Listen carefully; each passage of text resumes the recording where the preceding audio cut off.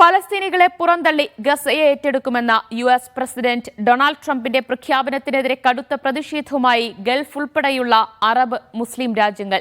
ട്രംപിന്റെ നീക്കം അന്താരാഷ്ട്ര ചട്ടങ്ങൾക്ക് വിരുദ്ധമാണെന്ന് യൂറോപ്യൻ രാജ്യങ്ങളും പ്രതികരിച്ചു. ഫലസ്തീനികളെ പുറന്തള്ളുന്ന പദ്ധതി ആപൽക്കരമാണെന്ന് അറബ് ലീഗും OIC കൂട്ടായ്മയും വ്യക്തമാക്കി. മേഖലയിൽ തീ പടർത്തുന്ന നീക്കമെന്ന് ഹമാസും പ്രതികരിച്ചു. MCA നാസർ വിവരങ്ങൾ നൽകും. നാസർ, ട്രംപിന്റെ പ്രസ്താവനയാണ് ഇപ്പോൾ ലോകവ്യാപകമായി ചർച്ച ചെയ്യുന്നത്. ഗസയിൽ നിന്ന് ഫലസ്തീനികളെ പുറന്തള്ളുമെന്ന ആ ഒരു പ്രസ്താവനയ്ക്ക് പിന്നാലെ ഉയർന്നുവരുന്ന പ്രതികരണങ്ങൾ, ലോകരാജ്യങ്ങളിൽ നിന്ന് ഉയർന്നുവരുന്ന പ്രതികരണങ്ങൾ എങ്ങനെയൊക്കെയാണ്? ദിവ്യ, വലിയ തോതിലുള്ള പ്രതിഷേധമാണ് അറബ് ലോകത്ത് മാത്രമല്ല യൂറോപ്യൻ രാജ്യങ്ങളുമൊക്കെ ട്രംപിന്റെ ഈ പ്രസ്താവനക്കെതിരെ ഇപ്പോൾ രംഗത്ത് വന്നിരിക്കുന്നത്. കാരണം അന്തർദേശീയ ചട്ടങ്ങൾക്കും അതിൻ്റെതായിട്ടുള്ള വ്യവസ്ഥകൾക്കും വിരുദ്ധമാണ് ഇത്തരമൊരു പ്രഖ്യാപനം. പലസ്തീൻ ജനതയെ അവരുടെ വാസസ്ഥലത്തു നിന്ന് പുറന്തള്ളുകയും അത് ഏറ്റെടുക്കുമെന്ന് പറയാൻ ഒരർത്ഥത്തിലും ട്രംപിന് അവകാശമില്ല എന്ന അർത്ഥത്തിലുള്ള പ്രതികരണമാണ് മിക്ക യൂറോപ്യൻ രാജ്യങ്ങളും, പ്രത്യേകിച്ച് ഇസ്രായേലുമായി ഏറ്റവും അടുത്ത് നിൽക്കുന്ന ജർമ്മനി ഉൾപ്പെടെയുള്ള രാജ്യങ്ങൾ പോലും അതിശക്തമായിട്ടുള്ള പ്രതികരണം ഇതുമായി ബന്ധപ്പെട്ട് നടത്തുന്നുണ്ട്. പക്ഷെ ആ ഒരു പ്രതിഷേധം അതിശക്തമായി നിലനിൽക്കുന്ന ഒരു ഘട്ടത്തിൽ തന്നെ അല്പം മുമ്പ് ട്രംപ് വീണ്ടും പ്രതികരിച്ചിരിക്കുന്നു. തന്റെ നിർദ്ദേശം വ്യാപകമായി തന്നെ സ്വാഗതം ചെയ്യപ്പെടുകയാണ്, ആരും തന്നെ അതിനെ എതിർക്കുന്നില്ല എന്നുകൂടി അല്പം മുമ്പ് ട്രംപിന്റെ ഭാഗത്തു നിന്ന് പ്രതികരണം വന്നിരിക്കുന്നത്. അതായത് താൻ മുന്നോട്ട് വച്ചിരിക്കുന്ന ഈ നിർദ്ദേശവുമായി തന്നെ അതിന്റെ തുടർ നടപടികളിലേക്ക് നീങ്ങുമെന്ന ഒരു ഉറച്ച പ്രഖ്യാപനം കൂടിയാണ് അല്പം മുമ്പ് ട്രംപിന്റേതായിട്ട് വന്നിരിക്കുന്നത്. അങ്ങനെ വരികയാണെങ്കിൽ തീർച്ചയായിട്ടും അത് പശ്ചിമേഷ്യൻ മേഖലയുടെ സുരക്ഷയെ സംബന്ധിച്ചിടത്തോളം വലിയ വെല്ലുവിളികളിലേക്കും വലിയ ആശങ്കയിലേക്കും കാര്യങ്ങൾ നീങ്ങും എന്ന കാര്യം ഉറപ്പാണ്. അതല്ല കേവലമായിട്ടുള്ള ഇസ്രായേലിനെ ചേർത്ത് നിർത്താനുള്ള ഒരു തന്ത്രത്തിന്റെ ഭാഗമാണ് അത്തരമൊരു പ്രസ്താവന എങ്കിൽ പിന്നെ സ്വാഭാവികമായും അങ്ങനെ ഒരു വിലയിരുത്തൽ നടക്കുന്നുണ്ട്. പക്ഷെ അതിലപ്പുറം കുറെ കൂടി ആവൽക്കരമായിട്ടുള്ള ഒരു വംശഹത്യയുടെ കൂടുതൽ ശക്തമായിട്ടുള്ള നീക്കത്തിലേക്ക് ഇസ്രായേലിനൊപ്പം തന്നെ അമേരിക്കയും നീങ്ങുകയാണെങ്കിൽ തീർച്ചയായിട്ടും അത് ഈ മേഖലയെ സംബന്ധിച്ചിടത്തോളം അതിന്റെ കെട്ടുറപ്പിന്, അതിന്റെ സുരക്ഷയ്ക്ക്, അതിന്റെ ഭാവിക്ക് വലിയ തോതിൽ തന്നെ പ്രത്യാഘാതങ്ങൾ സൃഷ്ടിക്കും. എന്തായാലും യൂറോപ്യൻ രാജ്യങ്ങളുടെ ഭാഗത്തുനിന്ന് വളരെ ശക്തമായിട്ടുള്ള പ്രതികരണം ഉണ്ടായിരിക്കുന്നു. അതോടൊപ്പം തന്നെ അറബ് ലീഗ്, OIC ഉൾപ്പെടെയുള്ള മുസ്ലിം രാജ്യങ്ങളും അറബ് രാജ്യങ്ങളും ഒരുമിച്ച് തന്നെ ഈ ഒരു പ്രസ്താവനയെ വിമർശിക്കുകയാണ്. കാരണം ഒരർത്ഥത്തിലും ഈ ഫലസ്തീൻ ജനതയെ അവരുടേതായിട്ടുള്ള ഭൂമിയിൽ നിന്ന് പുറന്തള്ളാനോ അവരെ ഏതെങ്കിലും അർത്ഥത്തിൽ പിന്നെ മാറ്റി നിർത്തിക്കൊണ്ട് ഗസ ഏറ്റെടുക്കുമെന്ന് പറയാൻ അത്തരം നീക്കങ്ങൾ ഈ മേഖലയിൽ വലിയ പ്രത്യാഘാതം സൃഷ്ടിക്കുമെന്ന മുന്നറിയിപ്പ് കൂടിയാണ്.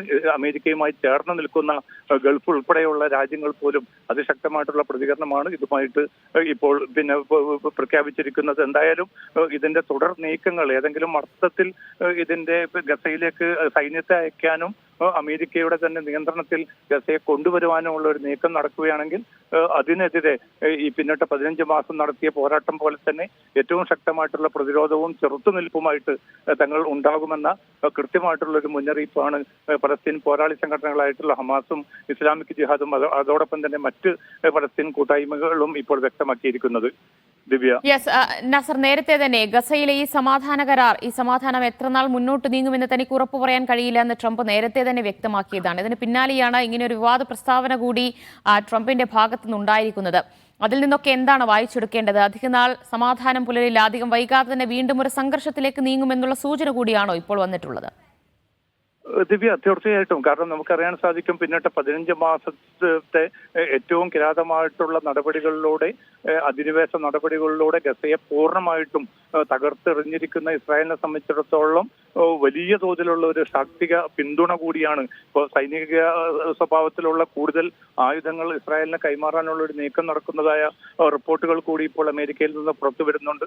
ഇതുമായി ബന്ധപ്പെട്ട് ഇസ്രായേലിന് കൃത്യമായിട്ടുള്ള ചില ഉറപ്പുകൾ പെന്റഗൺ നൽകിയതായിട്ടുള്ള വാർത്തകളും വരുന്നുണ്ട്. അതേ സമയത്ത് തന്നെയാണ് ഫലസ്തീൻ ജനതയോട് കൃത്യമായിട്ടുള്ള ഒരു അനീതി വീണ്ടും ആവർത്തിക്കാനുള്ള ഒരു നീക്കത്തിന്റെ ഭാഗമായിക്കൊണ്ട് ഗസയിൽ നിന്ന് അവരെ പുറന്തള്ളാനുള്ള നേരത്തെ തന്നെ ഇസ്രായേൽ കൈക്കൊണ്ടിരിക്കുന്ന ഒരു അജണ്ട, അതിന് കുറെ കൂടി അന്തർദേശീയ തലത്തിലുള്ള ഒരു അനുകൂല സമീപനം സൃഷ്ടിച്ചെടുക്കുക എന്നത് തന്നെയാണ് ഇതിലൂടെ ലക്ഷ്യമിടുന്നത്. കാരണം സുരക്ഷിതത്വം ഇസ്രായേലിൻ്റെത് മാത്രമല്ല, ആ ഇസ്രായേലിന്റെ സുരക്ഷയ്ക്ക് വേണ്ടി ഫലസ്തീനികളെ പൂർണ്ണമായിട്ടും ഗസയിൽ നിന്ന് മാറ്റിയാൽ ഇസ്രായേലിന്റെ സുരക്ഷ ഉറപ്പാകുമെന്ന വളരെ ലളിതമായിട്ടുള്ള ചില ന്യായീകരണങ്ങളും യുക്തികളുമാണ് അമേരിക്കൻ നേതൃത്വം ഇപ്പോൾ ഇതുമായി ബന്ധപ്പെട്ട് പറയുന്നത്. പക്ഷെ അത് സൃഷ്ടിക്കാൻ പോകുന്ന പ്രത്യാഘാതം എന്നത് നേരത്തെ ദിവ്യ സൂചിപ്പിച്ചതുപോലെ ഇപ്പോൾ രൂപപ്പെട്ടിരിക്കുന്ന ഒരു താൽക്കാലിക വെടിനിർത്തൽ കരാറിന് പോലും അത് വലിയ തോതിൽ തിരിച്ചടി ഏൽപ്പിക്കും. കാരണം 2ഉം 3ഉം ഘട്ട വെടിനിർത്തൽ കരാറിലൂടെ മാത്രമാണ് അവശേഷിച്ചിരിക്കുന്ന ബന്ദികളുടെ കൈമാറ്റം നടക്കേണ്ടത്. അതോടൊപ്പം തന്നെ ഗസയുടെ പുനർനിർമ്മാണം നടക്കേണ്ടതുണ്ട്. ഗസയിൽ നിന്ന് ഇസ്രായേൽ സൈന്യം പൂർണ്ണമായിട്ട് പുറന്തള്ളേണ്ടതുണ്ട്. പക്ഷെ ഇതൊക്കെ നടക്കുന്ന 2ഉം 3ഉം ഘട്ട ചർച്ചകൾ ദോഹയിലും കെയ്റോയിലും കേന്ദ്രീകരിച്ച് നടക്കാനിരിക്കുന്ന ഒരു അവസരത്തിൽ തന്നെയാണ് വളരെ ഏകപക്ഷീയമായിട്ടുള്ള, വളരെ നിഷ്ഠൂരമായിട്ടുള്ള, മനുഷ്യത്വ വിരുദ്ധമായിട്ടുള്ള ഒരു പ്രഖ്യാപനവുമായിട്ട് ട്രംപ് മുന്നോട്ട് പോകുന്നത്. ആ പ്രഖ്യാപനത്തിന്റെ തുടർച്ച എന്ന നിലയ്ക്ക് അമേരിക്ക തങ്ങളുടെ സൈന്യത്തെ കൂടി ഗസയിലേക്ക് അയക്കുകയാണെങ്കിൽ അത് ഞാൻ നേരത്തെ സൂചിപ്പിച്ചതുപോലെ ഗസ വെടിനിർത്തൽ കരാറിന് മാത്രമായിരിക്കുകയില്ല, ഈ മേഖലയുടെ ഗൾഫ് ഉൾപ്പെടെയുള്ള പശ്ചിമേഷ്യൻ മേഖലയെ സംബന്ധിച്ചിടത്തോളം കൂടുതൽ ആപൽക്കരമായിട്ടുള്ള ഒരു അവസ്ഥയിലേക്കായിരിക്കും കാര്യങ്ങൾ കൊണ്ടുപോവുക. ട്രംപിന്റെ അടുത്ത നീക്കം എന്ത് എന്നതിന് ഒരുപക്ഷെ വലിയ ആശങ്കയോടുകൂടി തന്നെയാണ് അറബ് മേഖലയിലുള്ള, ഗൾഫ് മേഖലയിലുള്ള രാജ്യങ്ങളും ഇപ്പോൾ കാത്തിരിക്കുന്നത്. യെസ്, ഇവിടെ ട്രംപ് അധികാരത്തിലേറിയതിന് പിന്നാലെയാണ് അതിന് തൊട്ട് തലേ ദിവസമാണ് ഗസയിൽ വെടിനിർത്തൽ കരാറിന്റെ പ്രഖ്യാപനമുണ്ടായത്. അതിന് പിന്നാലെ തന്നെ സമാധാനം പുലരുകയും ചെയ്തത്. അതോടൊപ്പം തന്നെ ട്രംപ് വ്യക്തമാക്കിയിരുന്നു താൻ യുക്രൈൻ യുദ്ധവും അവസാനിപ്പിക്കുമെന്ന്. പക്ഷേ ഇപ്പോൾ ഉണ്ടായിരിക്കുന്ന ഈ വിവാദ പ്രസ്താവന ഗസയിൽ നിന്ന് ആളുകളെ പുറന്തള്ളും, എന്നിട്ട് അവിടെ സുഖവാസ കേന്ദ്രമാക്കുമെന്ന് ട്രംപ് പറയുന്നു. എന്താണ് ആ നീക്കങ്ങൾക്ക് പിന്നിൽ? നെതന്യാഹുമായുള്ള കൂടിക്കാഴ്ചയ്ക്ക് പിന്നാലെയാണ് ഇങ്ങനെ ഒരു പ്രസ്താവന ഉണ്ടായിരിക്കുന്നത് എന്നതാണ് ശ്രദ്ധേയം. അപ്പോൾ നെതന്യാഹുവും ട്രംപും കൂടി ഗസയെ കേന്ദ്രീകരിച്ച് തന്നെ ചില പദ്ധതികൾ ആവിഷ്കരിക്കുന്നുണ്ടോ എന്ന് തന്നെയല്ലേ? ദിവ്യ, തീർച്ചയായിട്ടും. കാരണം പിന്നിട്ട ഒരു 3/4 നൂറ്റാണ്ടിന്റെ അനുഭവ പാഠങ്ങൾ നമ്മൾ എടുത്തു നോക്കിയാൽ എല്ലാ അർത്ഥത്തിലും ഈ ഫലസ്തീൻ സമൂഹത്തിന്റെ അതിന്റെ നൈതികവും മാനുഷികവുമായിട്ടുള്ള ഒരു പരിഗണന പോലും ഈ ജനതയ്ക്ക് നൽകാതെ പല കരാറുകളും പല ഘട്ടങ്ങളിലും രൂപപ്പെടുത്തിയെങ്കിൽ പോലും അതിനോട് പോലും ആ കരാറുകളോട് ഒരു നിലക്കും അനുകൂലമായിട്ടുള്ള ഒരു നിലപാടായിരുന്നില്ല അമേരിക്ക സ്വീകരിച്ചത്. മാത്രമല്ല ഈ അധിനിവേശത്തിന്റെ എല്ലാ ഘട്ടങ്ങളിലും അതിന് നയതന്ത്ര തലത്തിലും സൈനിക തലത്തിലും രാഷ്ട്രീയ തലത്തിലും പൂർണ്ണമായിട്ടുള്ള പിന്തുണ നൽകുന്ന ഒരു സമീപനമാണ് മാറി മാറി വന്ന റിപ്പബ്ലിക്കൻ ആവട്ടെ ഡെമോക്രാറ്റുകളുടെ പ്രതിനിധികളാവട്ടെ അമേരിക്ക സ്വീകരിച്ചു വന്നത്. കാരണം സയനിസ്റ്റ് ലോബി അത്രമാത്രം ശക്തമായി നിലയുറപ്പിച്ചിരിക്കുന്ന ഒരു ഘട്ടത്തിൽ അതിന് എതിരായിട്ട് ഒരു നീക്കം നടത്തുക അമേരിക്കയെ സംബന്ധിച്ചിടത്തോളം എളുപ്പമല്ല. അതിന്റെ വിദേശകാര്യ നയം തന്നെ രൂപപ്പെടുത്തിയിരിക്കുന്നത് പൂർണ്ണമായിട്ടും ഇസ്രായേൽ അനുകൂലമായിട്ടുള്ള ഒരു നിലപാടിന്റെ അടിസ്ഥാനത്തിലാണ്. അതുകൊണ്ട് തന്നെ ഇപ്പോൾ ഈ ട്രംപിന്റെ ഭാഗത്തു നിന്ന് വന്ന ഈ പ്രസ്താവനയിൽ കുറെ കൂടി അത് അപകടകരമായ ഒരു തലത്തിലേക്ക് നീങ്ങുന്നു. അതിന് നയതന്ത്ര തലത്തിലുള്ള ഒരു പരിരക്ഷ പോലും ഇല്ലാത്തൊരു അവസ്ഥയിലേക്ക് അത് വരുന്നു എന്നത് മാറ്റി നിർത്തിയാൽ അമേരിക്കൻ നേരത്തെ തന്നെ കൈക്കൊണ്ടിരിക്കുന്ന നയത്തിന്റെ തുടർച്ചയാണ്. ഇപ്പോൾ നെതന്യാഹുവിനെ ചേർത്ത് നിർത്തുക, അല്ലെങ്കിൽ നെതന്യാഹുവിനോടൊപ്പം തന്നെ തീവ്ര വലതുപക്ഷ മന്ത്രിമാരെയും ചേർത്ത് നിർത്തുക എന്ന നെതന്യാഹുവിന്റെ അജണ്ടയ്ക്ക് അനുകൂലമായിട്ടുള്ള ഒരു സമീപനം തന്നെയാണ് ട്രംപ് സ്വീകരിച്ചിരിക്കുന്നത്. അതുകൊണ്ട് ഇസ്രായേലിലെ തീവ്ര വലതുപക്ഷ മന്ത്രിമാരൊക്കെയും ഈ ട്രംപിന്റെ തീരുമാനത്തെ സ്വാഗതം ചെയ്തിട്ടുണ്ട്.